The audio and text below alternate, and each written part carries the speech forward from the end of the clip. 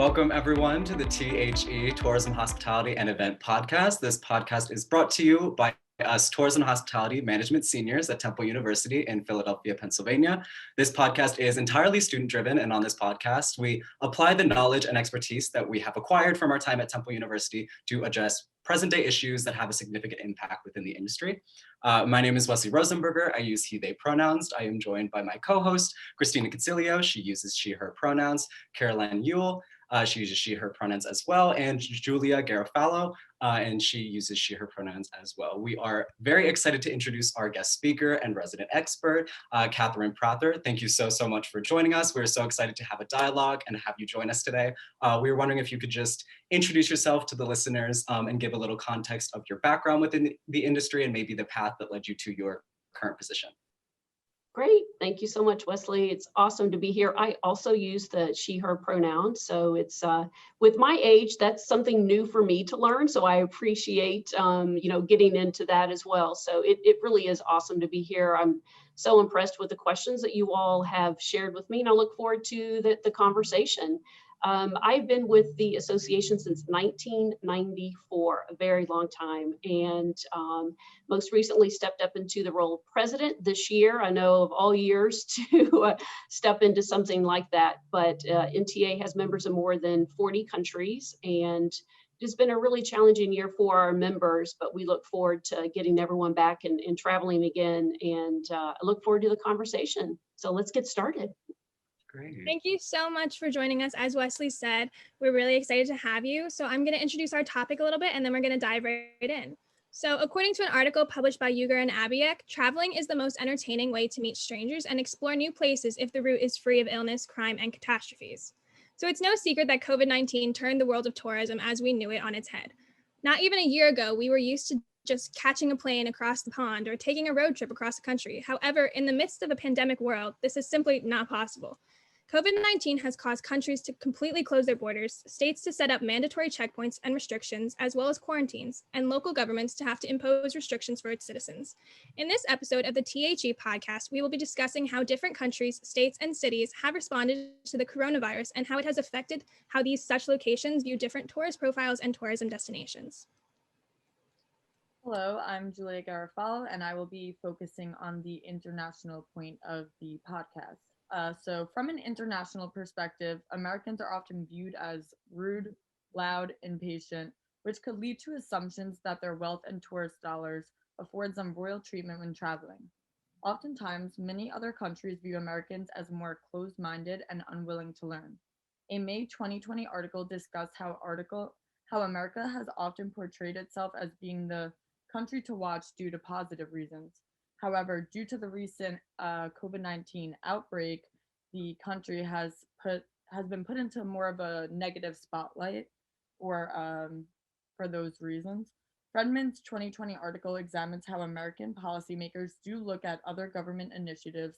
However, they are slow to react on other initiatives and take after their lead. The handling of COVID-19 was highlighted as a prime example of expressing Americans' stubborn, stuck-up attitudes. This article explains that the US was struck at a relatively late time where they could have learned from other countries and taken their lead.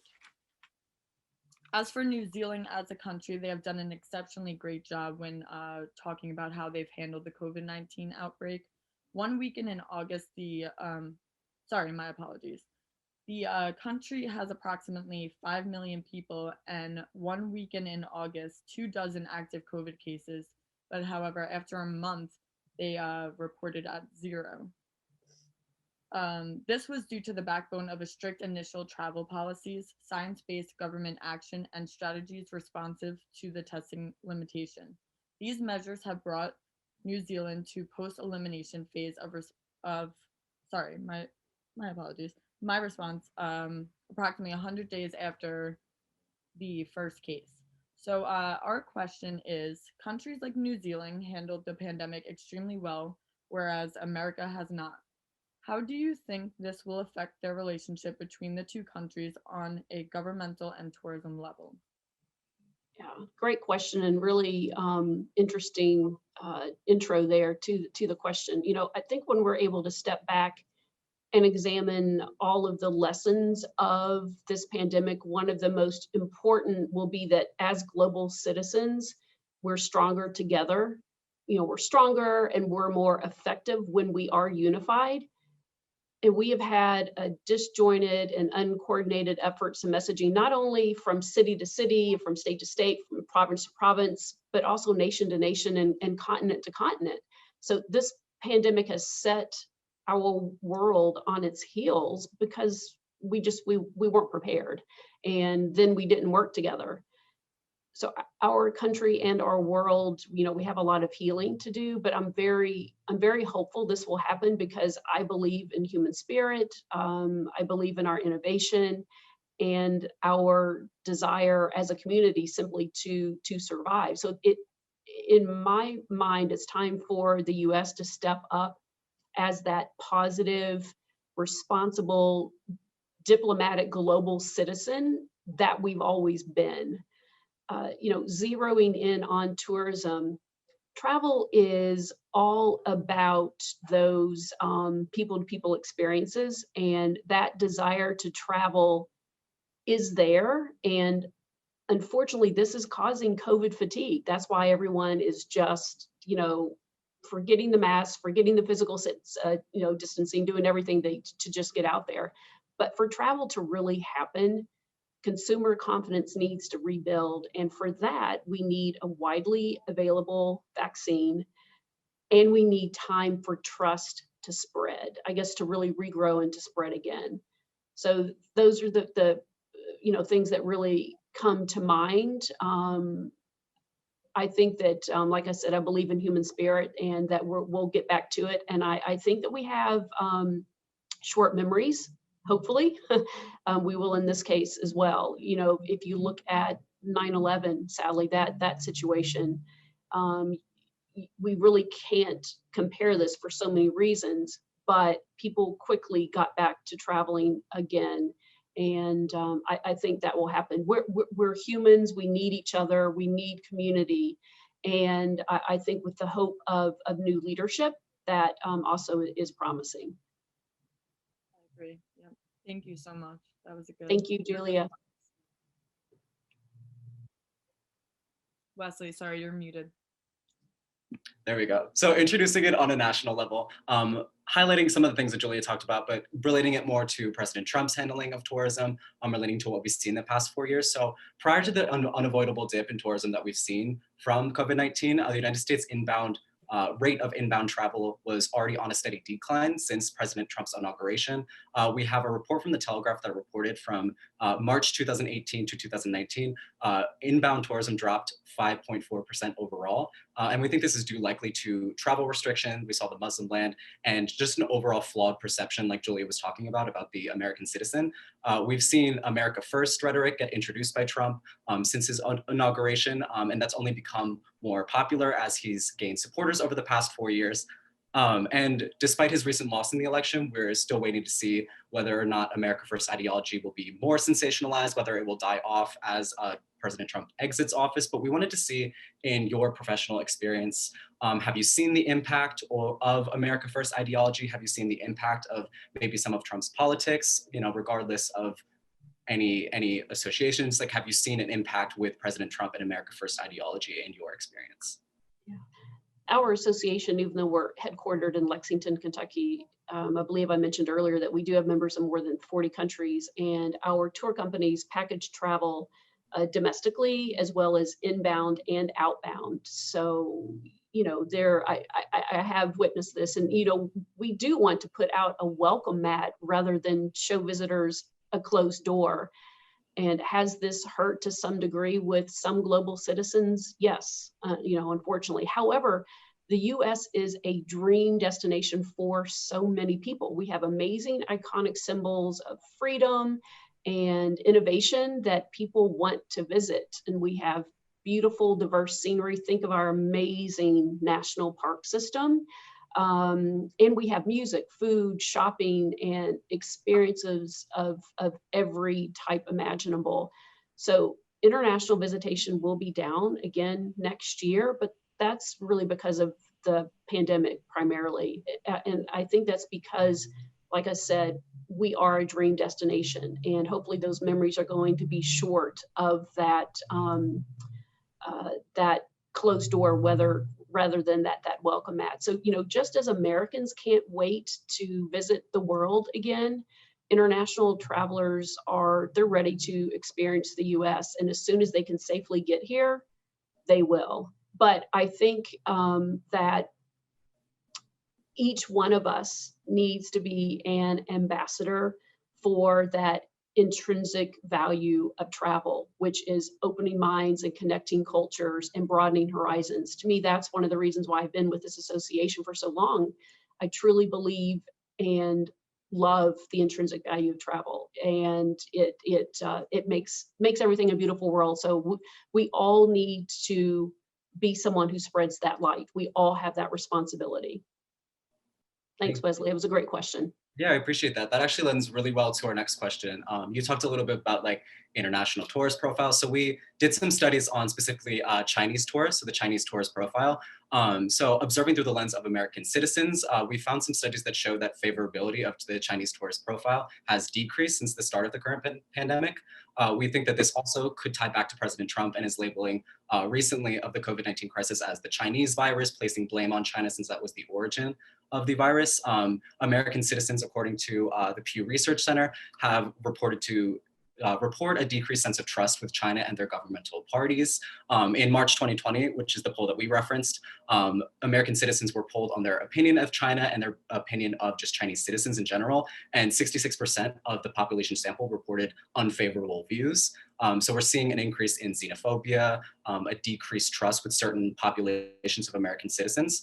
So relating that back to, do you think that that is going to have an effect on the rate of China's travel into the US? Do you think that that'll have an effect on different tourist profiles? Do you think where do you think that that will go in this year and the following years, specifically related to China or any other destination? I think this is a particularly interesting question for me because the National Tour Association is the only association in the US where we register US companies that work with the Chinese inbound market.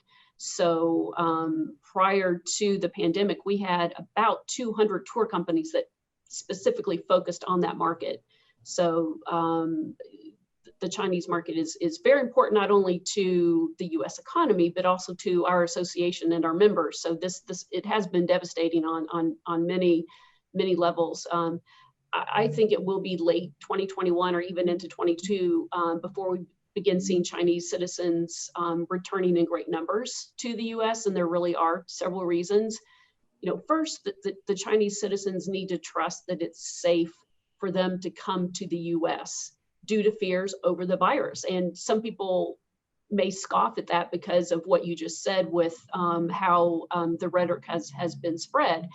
However, they may not always trust or believe their own media, but they are living in a country where they are told that the virus is pretty much in containment. But in the US, they see constantly, record numbers of confirmed cases and deaths. So, that is what they're seeing and what they're hearing. So they need to feel that it's safe for them to even come here to this country. And then second is definitely what you mentioned. There is a perceived and a real concern with Chinese travelers and about the attitudes toward them. It's sad, but this has been stoked by leadership, so they do not feel welcomed. We have a China market expert on our team, and I spoke with him today and speak with him frequently about, sadly, the racism that does exist related to Chinese citizens. And we also need Chinese companies marketing the US to Chinese citizens. And right now, I would imagine the Chinese government is not encouraging state-owned travel companies to promote the US. And of course, the borders are closed right now. But even in the immediate future, when travel does reopen, that's something that we need, and I don't see that happening. However, we need to remember that there has been no data that has shown that the US has lost its #1 position with Chinese visitors that we're their dream destination.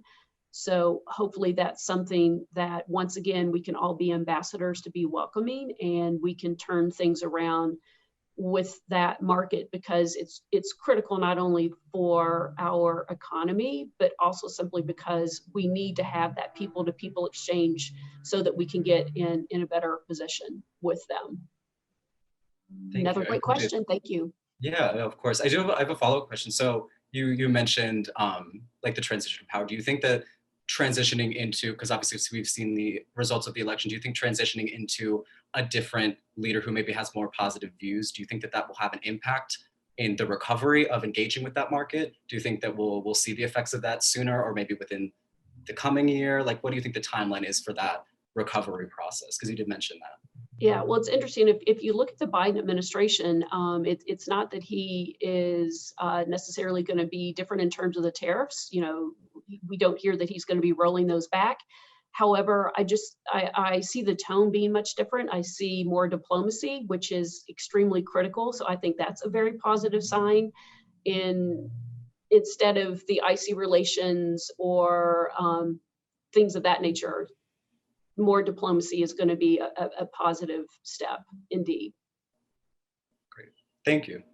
Mm-hmm. So Wesley brought us a little bit closer to home with America and the United States. So I'm going to bring us back a little bit closer to our home, which is Philadelphia. And I think that your perspective from an outside state is going to be really interesting on this whole pandemic situation and Philadelphia's handling of all this.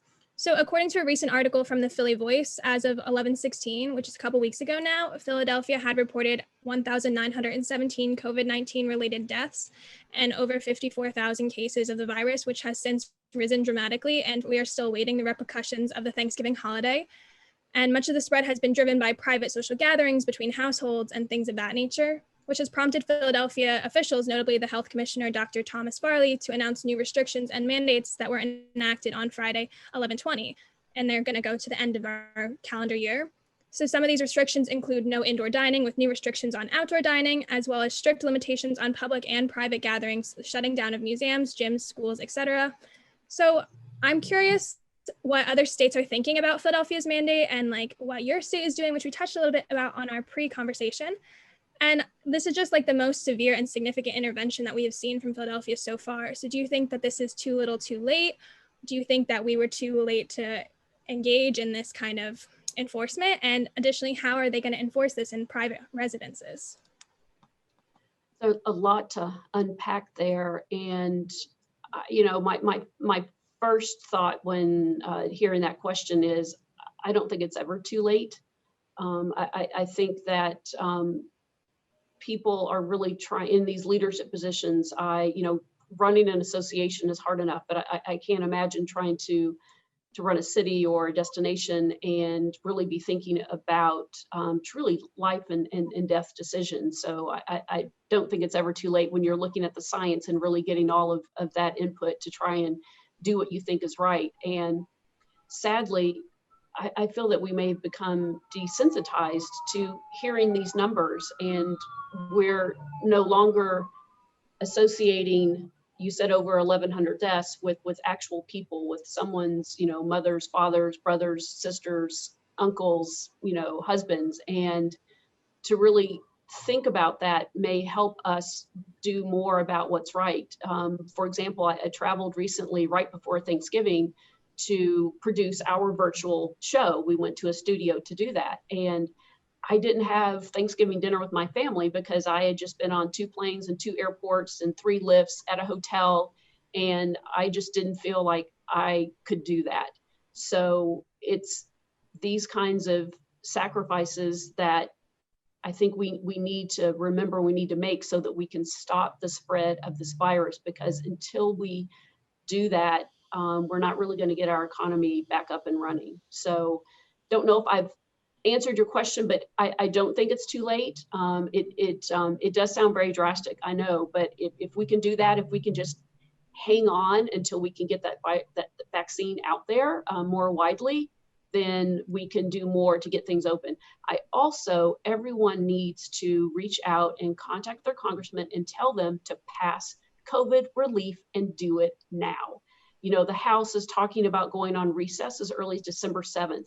They need to get some, relief passed before they go home for the holidays. Our small businesses need it. All of the restaurants in Philly and all of these tourism entities, our tour companies, everyone needs this relief. And they need to stop the bickering and they need to get something done. Yeah, that actually leads really nicely into my next question. So additionally, like I've seen articles in the Philadelphia Magazine that credit the restaurant industry as having a really significant impact on the tourism pool for Philadelphia's tourism.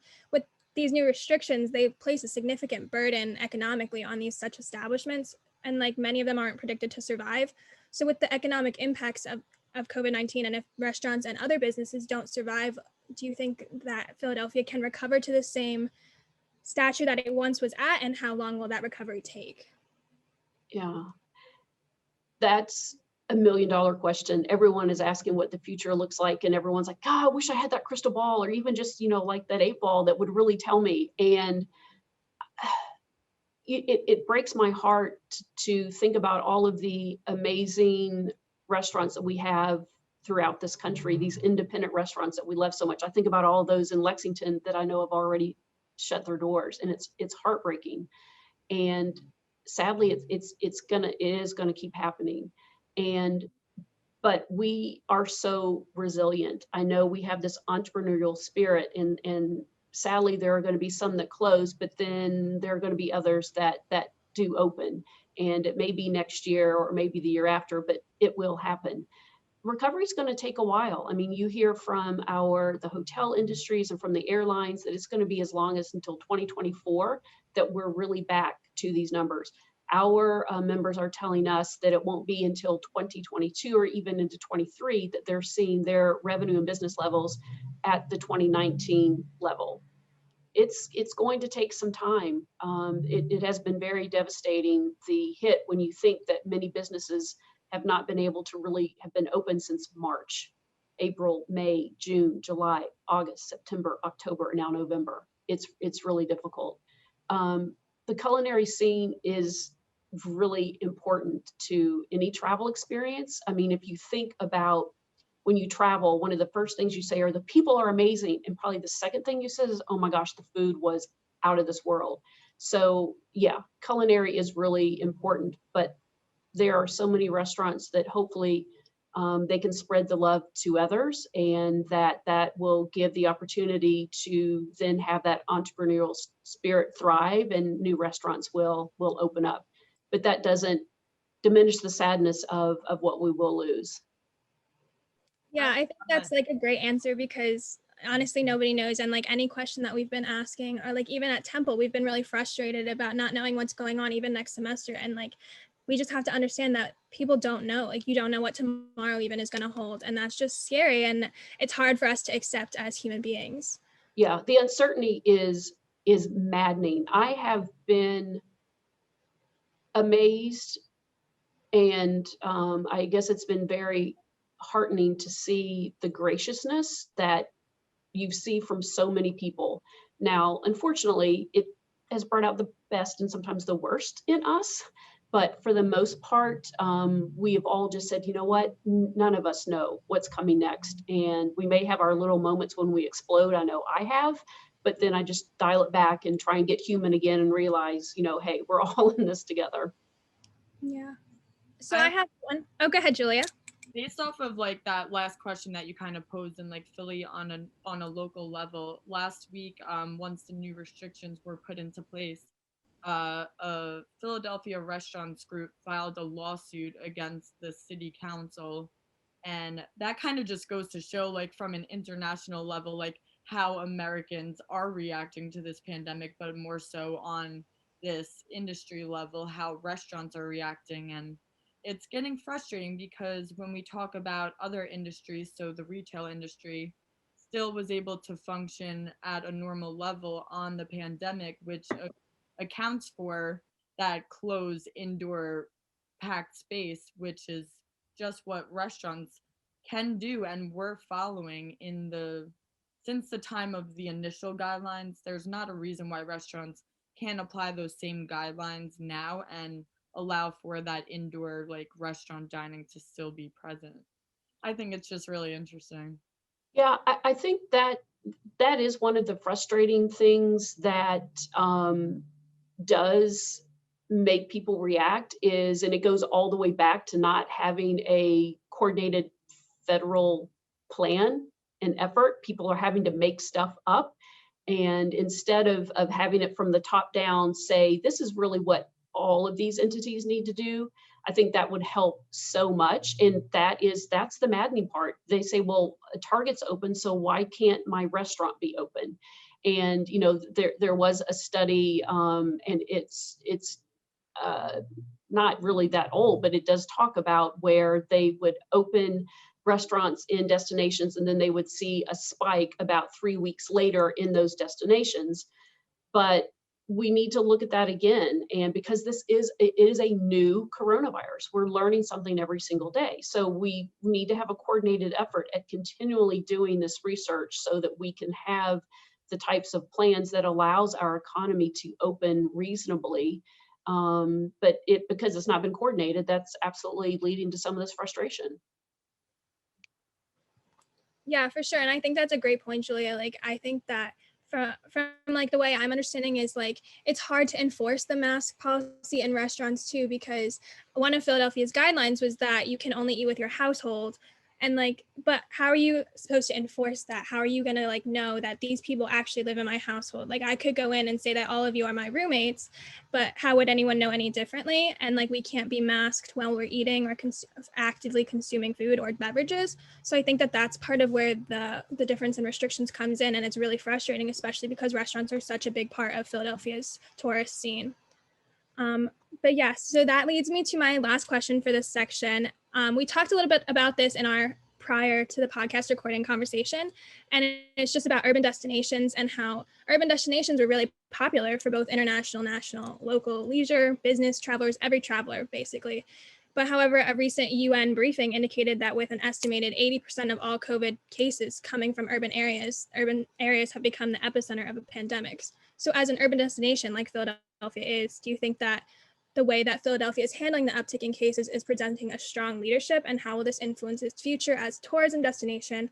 Also, with urban areas having higher population densities and becoming the epicenters of the pandemic, do you think that this will change tourism preferences going forward? Well, what we're hearing from our tour operators right now is that they're working with FIT, which is independent travel, or smaller groups. They're doing outdoor activities, although it'll be interesting because of the winter to see what happens. And they have been avoiding larger cities. That's what's happening right now. But those are the iconic destinations. Like I was mentioning earlier, some of the places that everyone wants to see are in these larger cities. So I think that people just need to feel more confident to get that vaccine out there, widespread testing, things like that. And I do see that people are absolutely going to be going back to these cities that have so much to offer. It is just going to take some time. But the good thing is, everyone has been tourists in their own backyard. So everyone has been talking about, well, we're going to replace those out of state or out of country visitors with our locals. So I know that a lot of travel professionals, that's what they're focusing on right now. And the tourism landscape is going to be changed. No one really knows exactly what that's going to look like right now because everything continues to evolve every single day. I look back at things that I wrote even just a month ago and how different it is even today. So everyone just keeps writing a plan and then rewriting it and looking at it differently the next week. And that's what we're going to have to do. Well, thank you so much for that insight. It's heartening to hear that you do think that cities are going to come back because they are so iconic, because I think like the other three of my co-hosts, we all love Philadelphia and we don't want to see it. Absolutely. Yeah. I mean, there's just too many cool things to see that, people are not going to come back. Absolutely. Yeah. And I do think, you're mentioning earlier, part of your question was just about what Philly is doing to try and rebound. I mean, you're taking responsible steps to try and do what's right because you are an urban city. And that's probably why some of it may seem a bit more draconian. But if you look at other large cities like New York, I mean, just think of what they had to do to get back. So just, you know, the leaders are trying to take the steps that they really feel are right. And it's not easy being a leader at all. And you're not doing it to be liked. You're doing it to do what's best for your citizens and for the economy. It may not seem like that, but I believe that. For sure. Well, thank you so much. That concludes our local section, and now I'm going to pass it on to Carolyn to close out with our study abroad educational section. Okay, now looking at study abroad and like STHM perspective, Temple students have ventured abroad for semesters over the years and have had the opportunity to live and experience different countries. In preparation for their send-off, STHM gives a presentation regarding what to expect living abroad, cultural differences students will encounter, and really try to explain as best they can how different their new life is going to be. Unfortunately, the COVID-19 outbreak sent all of Temple's students home early this year. This worldwide public health crisis is restricting abroad programs and shifting perceptions of the possibility of allowing Americans back once all open. Each country is handling the ongoing pandemic differently, making it difficult for everyone to be on the same page. Study abroad has now gone virtual for the safety and well-being of everyone, but lacks the experience aspect. Although students would be eager to go back to be abroad, most Europeans do not wish the same. All because America is not handling the COVID-19 crisis as cautiously as others, and Europeans do not want to add to the spread, and they advise that everything remains virtual until the virus is completely gone. So my question for you is, do you think that the abroad programs will be changed forever due to the pandemic? And if so, how? I don't, you know, there are going to be some things that are quote unquote forever, but I don't think they're bad things. The good things that I think will be around are the cleaning protocol, for example. Just the more positive steps that we make, you know, maybe people will wash their hands more. They'll actually understand why you need to wash your hands. Frankly, masks may be around. A lot, you know, the Asians have worn those for the long time. Maybe masks will become more prevalent.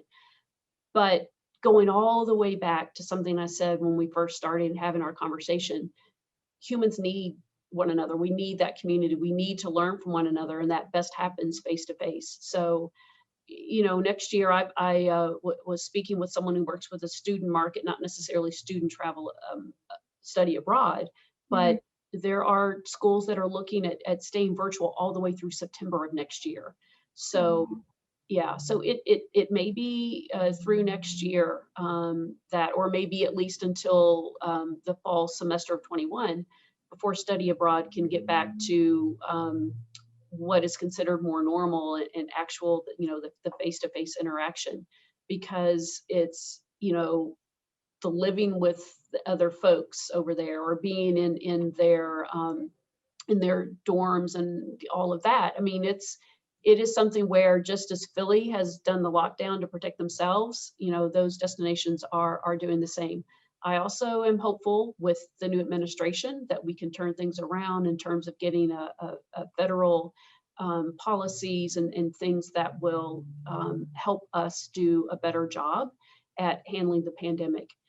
I think that this experience is far too critical for our young people to become the amazing global citizens that we need. So I see that it will be back. We just need to do some work on stopping the spread of the virus and get people trusting the US again. Thank you. Yeah, I agree that there's still like silver linings where when they go back, maybe it'll be like more cleanliness, more awareness, and stuff like that. Yep, And then absolutely. I have one last question. Additionally, do you think that universities should be doing a better job of educating students before they go abroad?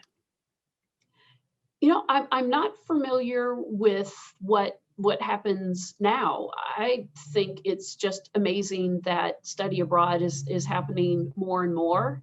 I think it is so critical. We were talking earlier about the intrinsic value of travel, and I think this is a great way for younger people to be introduced to different cultures right away. I would be curious to hear what does happen now, and how maybe that could how it could be helped. You know, frankly, the whole virtual world would allow students earlier, before you actually make that trip overseas, that would allow you to begin that inculcation much earlier. So that could be a silver lining of the pandemic. You know, we're doing this virtual thing so much, so why not start it earlier in your first 3 years before you get to your study abroad? That's an example of maybe how it could be done better or differently. Yeah, for sure. Well, those are all my questions. Thank you so much. You're welcome. Thank you. Okay, well, I think that concludes. I think that's everything we have for you. I want to thank you, Catherine Prather, so much for joining us and taking the time to engage with this dialogue. Your expertise in the conversation is so appreciated to us as students. Really want to thank you for coming and joining us today. You all are very welcome. I've really enjoyed it. It's been a nice way to spend a gloomy afternoon here in Lexington, Kentucky. I'm glad, and we want to thank everyone who's listening for joining us on this edition of the THE podcast, brought to you by us, the Tourism Hospitality Management Seniors at Temple University in Philadelphia, Pennsylvania. Thank you so much. Yay, Julie.